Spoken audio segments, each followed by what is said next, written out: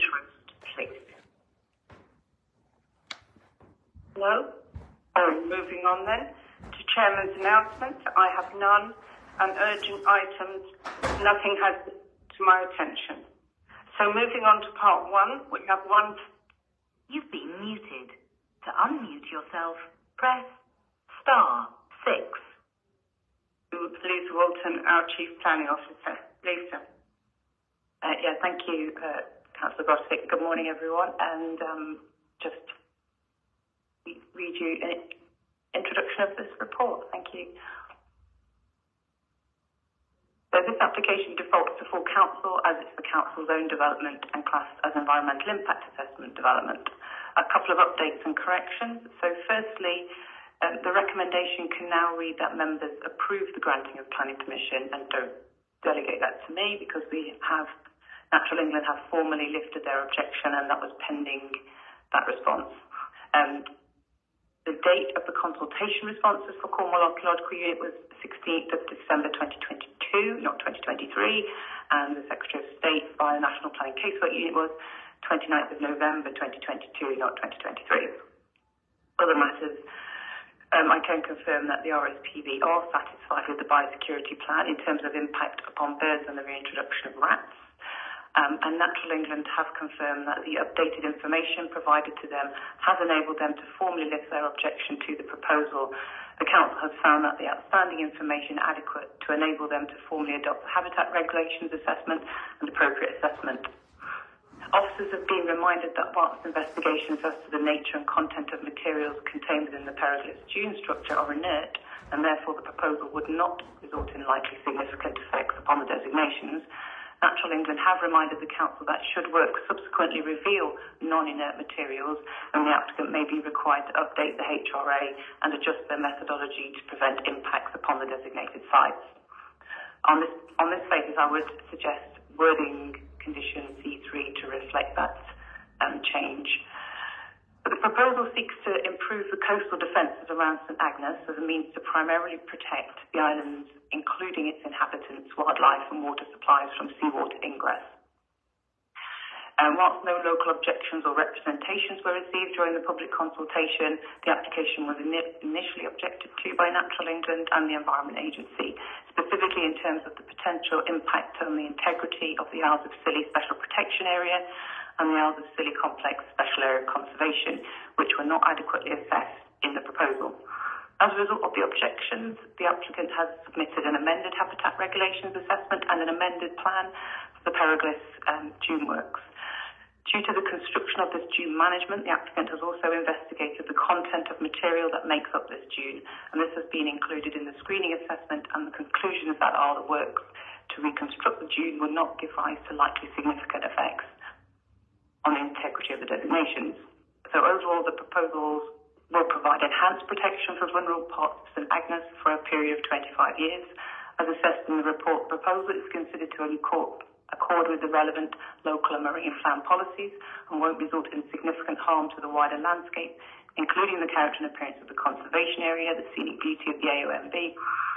And whilst there will be a period of construction and associated disturbance, that is weighed with the wider public benefits to the island overall, and subject to the conditions set out, the application is recommended for approval. Thank you. Thank you, Liz. Lead Member for Planning, Councillor Mark. Yeah, thanks for that. Really in-depth report to a really important big project. I've got a couple of observations, which I will come back to. Just point out that there's no representations, but I'll pass on to the member for St Agnes if he wants to go first, and then I'll come back if there's anything outstanding on my list. Councillor Legg. There was a lot of good consultation with the public on St Agnes, and so there are elements of the designs that satisfied our concerns. As with all the other statutory consultees, concerns have been addressed, and everyone is now happy with the proposed plans. As mentioned in the report and by the officer, there would be some short-term impacts to public amenity and the special area of conservation, but on balance, the benefits that are brought by the project will outweigh these, I'd be happy to propose the recommendations. Councillor Marcus, I believe you wanted to come back. Yeah, it's a specific question about the naturally when they raised their objection, they talked about the maintenance of the geobags, and I was just wondering who is carrying out those inspections. So I would expect the conservation and environment management plan to adequately set out the monitoring and management and maintenance of the works.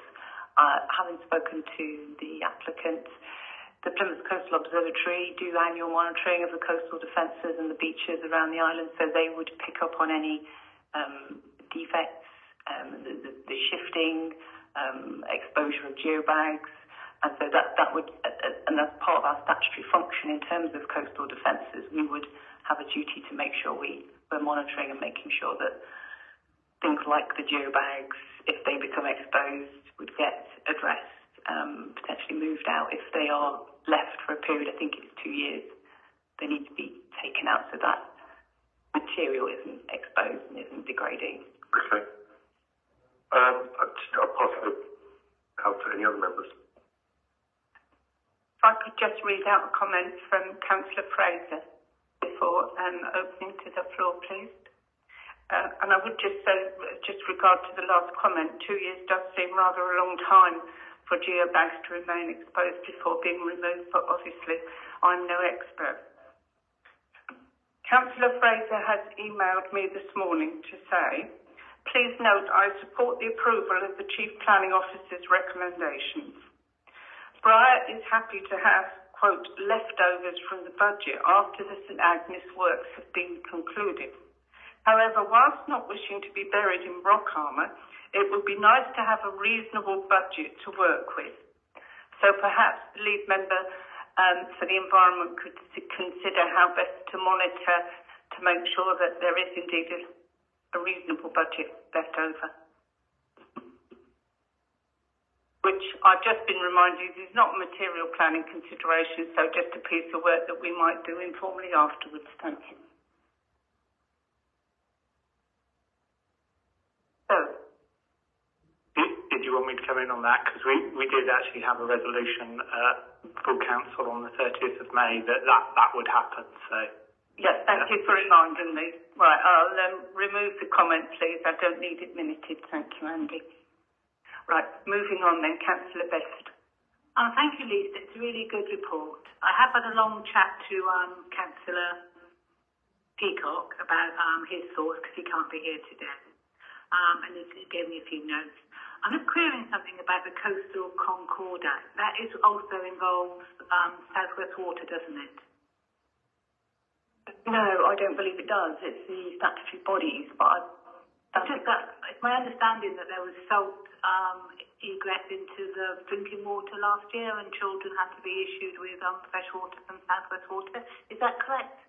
Is that relevant to... Well, I suppose it is in a way because we are actually talking about preserving the water supply for St Agnes, and I think it is a relevant point. So the Concord Act is about coordinating where licences and permissions are required. Yeah.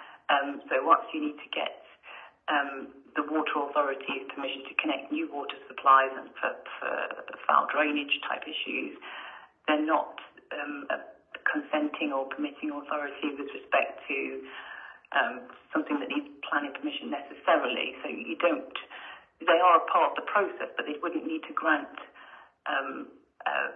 permission or consent to be part of the Concord Act process. I don't think they were involved in anyway. Yeah. And the other question was that the Royal Society of Protection of Birds have asked for some training, which they're prepared to provide. Is that ongoing? Yeah, so I think the biosecurity plan that they've drawn up has got 2 key personnel of the contractors immediately trained up, and that staff are trained up to be aware of I think it's called rodenticide, to make sure rats aren't inadvertently reintroduced to St Agnes, and what to do, and of course a plan of action, what they do in the event rats are found to be getting back to some regular. Yeah.